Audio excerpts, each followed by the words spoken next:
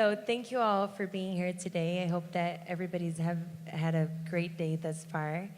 And this specific panel is all about humanizing homelessness through the arts, through fashion, and just through really wanting to give back. And I have some amazing people on this panel that I'm just beyond blessed to have here today. And the reason I'm moderating the panel is because giving back to homelessness is something that's really dear to my heart.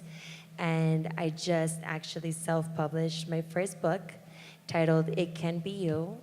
And thank you. And I started this mission 2 years ago where I was able to raise enough money on GoFundMe to give meals to over 1,000 homeless individuals in Manhattan and get their stories of how they wound up on the streets.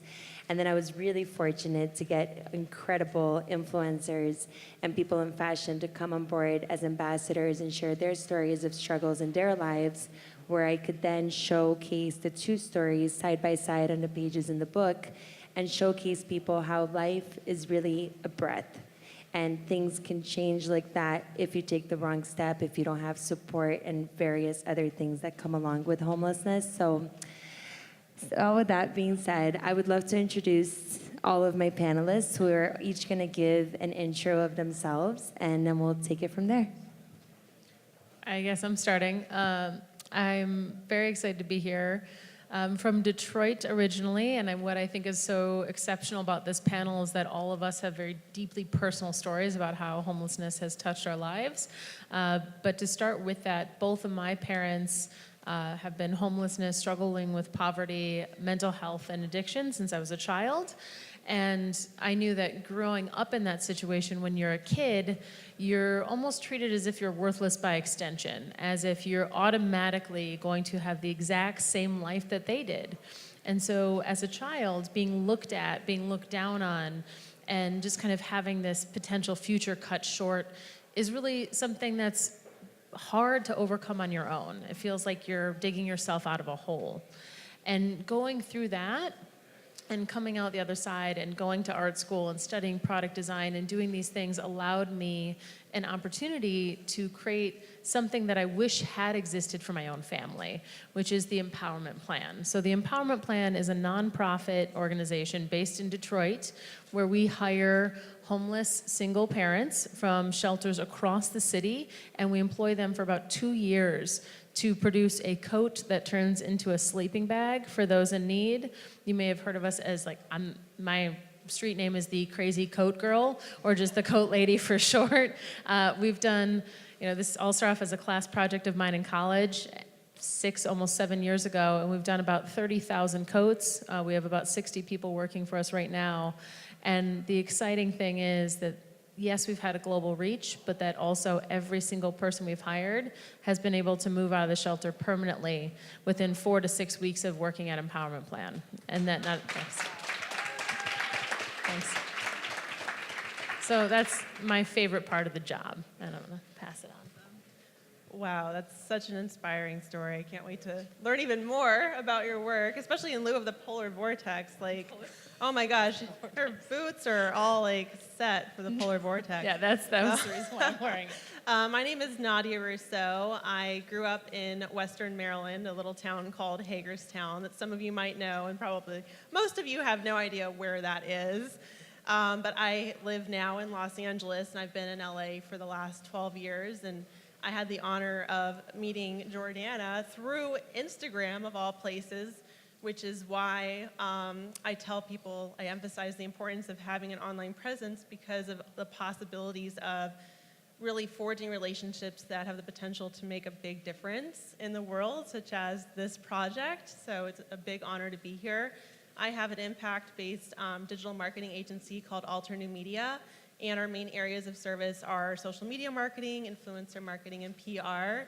And we require all of our influencers to do at least one nonprofit campaign a year. So we really practice what we preach. We have a service called Purposeful Partnership, where we partner nonprofits with for-profits or individuals with nonprofits to really make a difference and to ensure that the nonprofit doesn't come out on any marketing costs, and so the for-profit essentially absorbs those costs, because that is a big struggle for so many nonprofits, getting more visibility. And I talk to a lot of founders from nonprofits, and they're often like, I can't afford your service, like what can I do? So then we look into, all right, well, what about the influencers on our board? Are they interested in making a difference? So I personally was homeless for about a 2-week period of time. I have experienced my own poverty. So, and I live in LA, one of the biggest cities for homelessness. And you really see it, like walking around in New York, I see homeless people, but I don't see it at the level that I see it in LA. And that's why I'll go on the ground and create little events in Skid Row and organize people. And as well, on Christmas Day, I passed out packages to people in my neighborhood. So I think we all can do our part, and that's the big thrust of this initiative. So I'm super honored to be here. Thank you.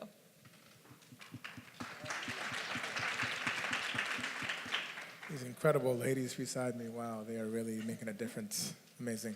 My name is Deemo.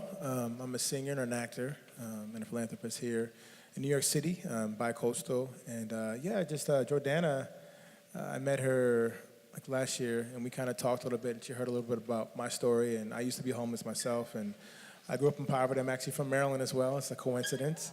Yeah, I'm from Bowie, Maryland. And I grew up without hot water and heat and roaches and mice and mildew, and that was just my reality. But since then, my life has completely turned around, and I've been blessed to have wonderful opportunities with singing and acting in the entertainment industry. But one of the things that I'm been kind of really intentional about is the Bowery Mission. It's a homeless shelter on the Lower East Side. I've been volunteering there for the last 5 years, leading a team, and just really just watching lives just being completely transformed. It's been an incredible time, and just really something I'm really passionate about. And from there, I've started the Hero Movement, in which we're selling T-shirts you can see later on, and which part of the proceeds go to the Bowery Mission. And I really just dedicated my life to be a blessing to as many people as God puts in my path. I feel like I've been given a second chance, and I really want to make a difference. So I'm just honored to be here. It's great.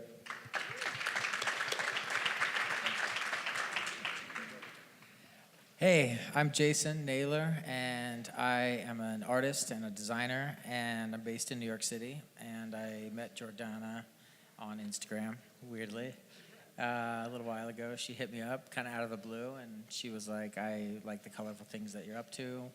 Would you like to work with me on something? And one thing kind of led to the next, so here we are. But I like to work with spray paint, and I like to put my work on the street.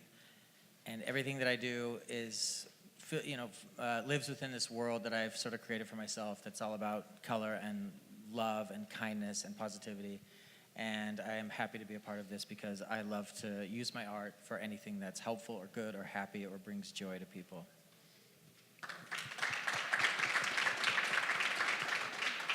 So I'm going to use this as a two-sided question.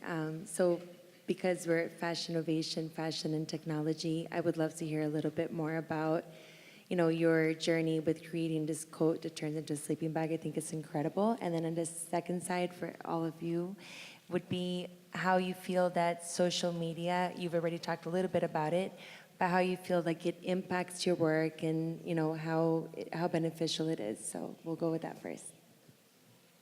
All right, I'll start off with talking a little bit more about the coat.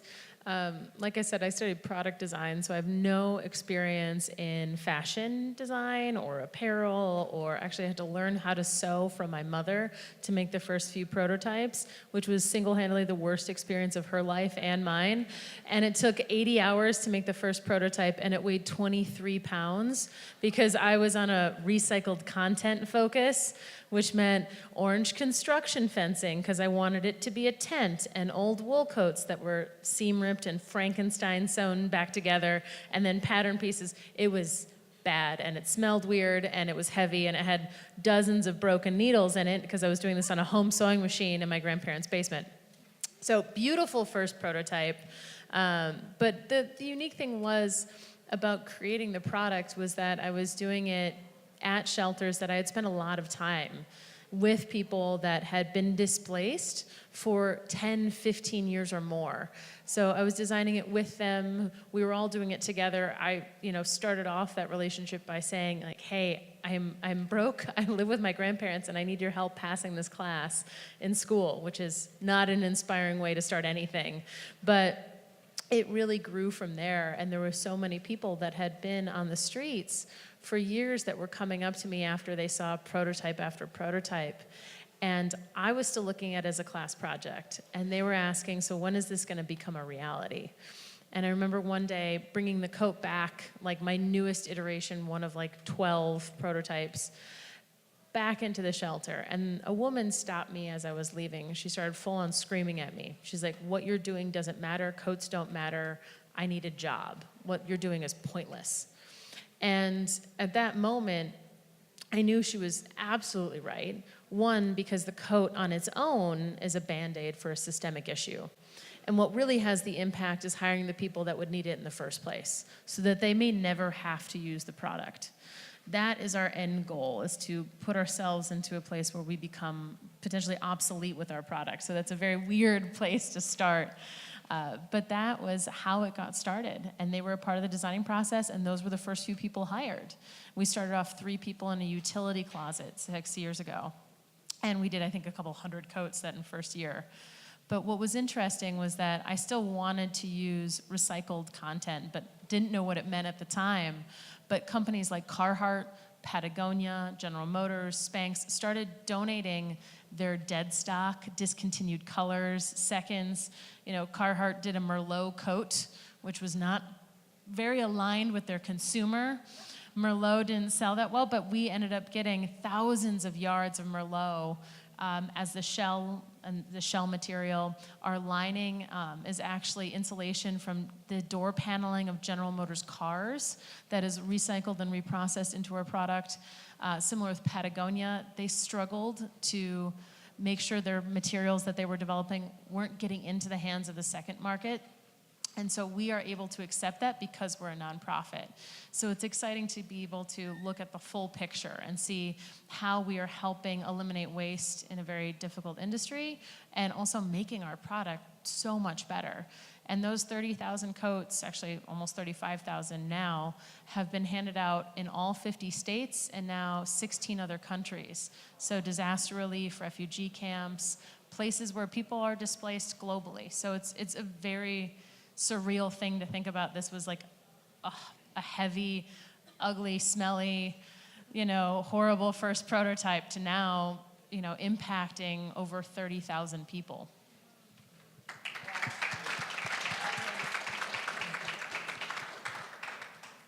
To social media, yeah, I would love to hear. Okay, so you wanted to know what impact, basically, does social media have? The other day, I was on Facebook, go figure, right? And I get a message from someone who has been kind of trolling my page, and he just he could not understand why in the world would I want to be involved in social media, yet he's on social media all day long. And so he's like, why do you like this business? Do you even enjoy your business? And I said, of course I do. He's like, but you're passionate about it? I'm like, yes, I'm passionate about it. Like, hello. And he said, what the banality of it? And, it was just kind of like one of those things where he's trolling me now on my messages. But, I went back and I tried to explain, kind of backpedaling to all of these different great things that have happened as a result of social media, which, this project being one of them, getting messages in my inbox from aspiring entrepreneurs saying that my journey has inspired them to pursue whatever it is they're pursuing, being able to post something and have someone across the world see it. So I think we really have a lot of power to make an impact with social media, and it's when people don't really understand how to use it, and they it's almost like a fear, I think. They're intimidated by putting themselves out there, and Jason and I were talking about that a little bit earlier, and just kind of like the fear of being yourself and being authentic and being vulnerable. But, it's kind of like baby steps. It's, we don't have to necessarily oh my gosh, I'm going to share my deepest, darkest secret right now. We can kind of ease ourselves into it. And as business owners, the potential to globalize what you're doing is now like next level. So, I mean, I never thought I would be able to call myself a global business, but we are. You know, we've impacted over 130 clients in just a year, all over the world. So it's a really thrilling time that we're in. And I think anyone who's afraid of social media or has been thinking about, you know, I need to do something on Instagram or this or that, like, and if you're still scared, come talk to me after and I'll tell you why you shouldn't be.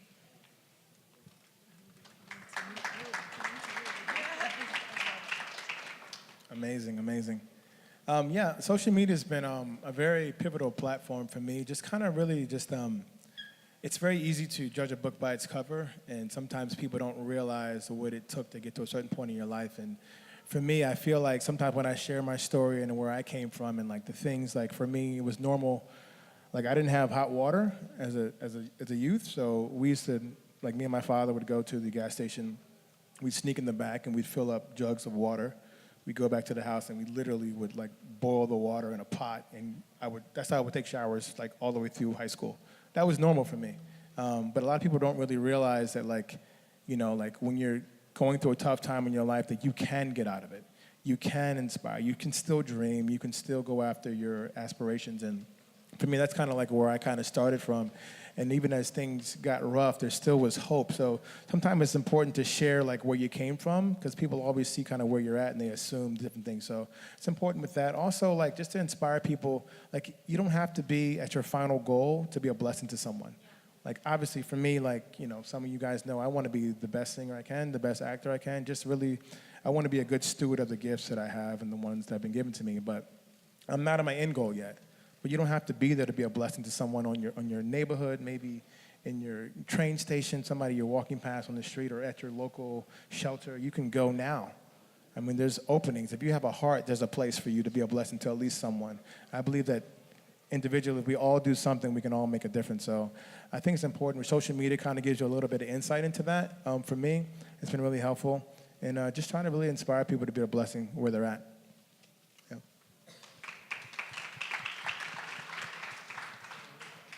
I mean, I'm not really sure what else to say about. So, well, About for me, Instagram or I know social we media. spoke prior to coming on the panel quite a bit, and you had talked about the stigma of street art, and I would love to just have you go into that a little bit more. I think it's really interesting. Okay, cool. That's perfect. Because for me, social media is a place to share my work, and for an artist, obviously, it's easy. You just put your work up, and people see it, and it's a gallery, and it's great. But I think that for the work that I do, especially, you know, earlier I said I like to use spray paint. I don't like to call myself a graffiti artist, because when you hear the word graffiti, you immediately think something. And, you know, I don't know what each person thinks when they hear that word, but generally speaking, but, you know, at least maybe half the people in the room might have a negative connotation or a negative thought come into their head when they hear that word. And so for me, stigma plays a role in my work, and people have this sort of conception of what street art is, what graffiti is, and what spray paint is, really. You know, I mean, you could be out on the street painting a wall with buckets and brushes and cans, and I could be next to you painting a wall with spray paint, and half the people walking by down the street would probably scoff at what I was doing, because what I'm doing is illegitimate because of spray paint. And so it's just all stigma. Art is art, and I stand by that, but stigma plays a big role in the work that I do. Now, stigma also plays a big role in the conversation at hand, and I think there are a lot of negative things that people think about homelessness. You know, you are affected, every single one of you is affected in one way or another, and the way you perceive it, the way you see it, the way you experience it may be attached to a stigma that you're not even aware of, but it's a very real thing. And so what I thought about, you know, that can sort of relate street art to homelessness is that there are stigmas that we all need to overcome.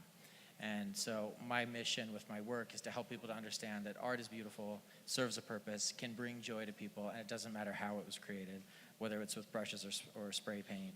And I think that the goal here is to help people understand a little bit more about homelessness in a way that they can grow, and that we can all, you know, help grow and evolve together. Yeah. I totally agree with that. And actually, 2 years ago, when I was giving the meals to the homeless in Manhattan and asking them to share their stories, what I found is that most of them were just thrilled at the fact that I was taking the time to talk to them and to want to know more about them and just not treating them like they don't exist, which I thought was, like even just saying, hi, good morning, how are you? That already is something that they don't get often, and we should all get that. There's no reason why we're not giving it to somebody. We're all the same. And like I said, I really believe, especially after putting this book together and reading the stories and learning the stories, how it really all comes down to a circumstance that one person has that the other doesn't, or just different scenarios in life. I mean, life is just crazy. It's a roller coaster. So everybody deserves a second chance. And so, I would. So next question. Should we, I feel like I would love for you guys to just kind of keep talking amongst yourselves. I think there's so much. Oh, go ahead. You want to go? I was just going to say something along the lines to what like you were saying, but to continue on that path, but you want to start with it first? No, I think you have a thought, so I want you to go.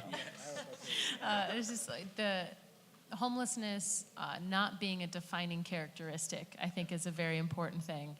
Because when you say graffiti artist, what comes to mind? When we talk about homelessness, I could have everybody close their eyes and ask them to imagine a homeless person, and you would pretty much have almost the identical person in mind. And we'd all paint this picture in our head of what that looks like. And you ask, even as part of like our interview questions of hiring people from the shelter, not a single person ever said that I thought I would be homeless. And also, homelessness is just a state of being displaced. It tells you nothing else about the individual. And so what I'm always surprised by is the amount of shock that people have when they're walking through a production floor. They'll go up to people that are on the team and be like, oh my God, I can't believe you were homeless, and like stop them. And I'm always like blown away and be like, what the fuck did you actually expect to see when you showed up here today? And breaking down that idea of what homelessness looks like and destroying that, because it can be your mom, it could be this person that you've known for 10 years, it could be this celebrity, it could be anybody at any point in time, and it could have been you if it weren't for a few things, to kind of like full circle back. But it's amazing to see, like one of our team members was being interviewed on camera, and the interviewee person was asking her, oh, what was it like being addicted to drugs? Her automatic assumption of this single mom that had been in the shelter for 2 years. And she was like, excuse me? She's like, I never use drugs. And just so you know, like, you shouldn't pity me. You should not be talking to me like this, because frankly, I've gone through more than what most people can imagine. You should admire the amount of work that I've had to do to get here. And that's what we really believe, that frankly, everybody that we employ and that everybody that's coming through the shelter, that's so hard, and that makes them just badass and not somebody to pity. Yeah, just to elaborate a little bit on the earlier point, Jordana kind of touched it earlier, just it could be anybody. Anybody can be homeless. I mean, a lot of it has to do with your support group. Some people that I speak with often, and they tell me their story, and a lot of it has to do with family that rejected them because maybe they were struggling with the mental illness, or maybe they lost a job, and they didn't have the support, and because of that, it's just like that, things just changed. Their apartment situation changed, and they fell into a depression, and they didn't have support of friends, et cetera. So it really can happen to anyone if you're not careful. So it's important to keep your thought life, to keep it positive. Really surround yourself with people that are going to encourage you and help you reach your God-given potential, even in the dark seasons. Because things can be great now, but at some point in time, you're going to go through a struggle at some point. It's good to have people around you that are going to encourage you, really push you, really speak life into you and not look down on you. So sometimes some people don't have that, believe it or not. And because of that, sometimes they fall so deep into a hole that they just kind of get in despair. So, yeah.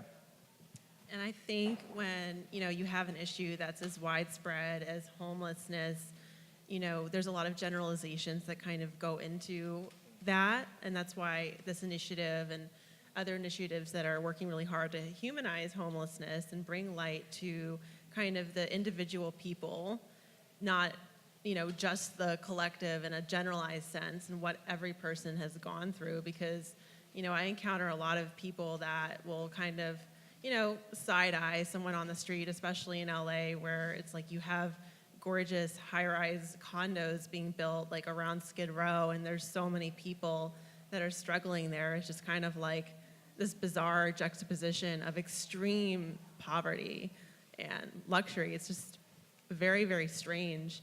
But similarly to how the initiative of Time's Up and Me Too has shed light on what it means to be oppressed as a woman, I think that we need to empower the homeless population as we, help them get re-entered into the workforce and get them aid and the help that they need to share their stories, so we can see that, this is a multi-layered issue. Not every person who's homeless is suffering from mental illness or addicted to drugs. Not to say that people who have these problems should be treated any differently than anybody else. So thank you all so much. You guys are like, seriously, angels, all four of you, and I'm super blessed again to have you guys here. We're gonna go now to a break where we're gonna enjoy also an amazing and beautiful performance. I've been so excited for this by Deemo. So let's all enjoy it, and thank you all so much.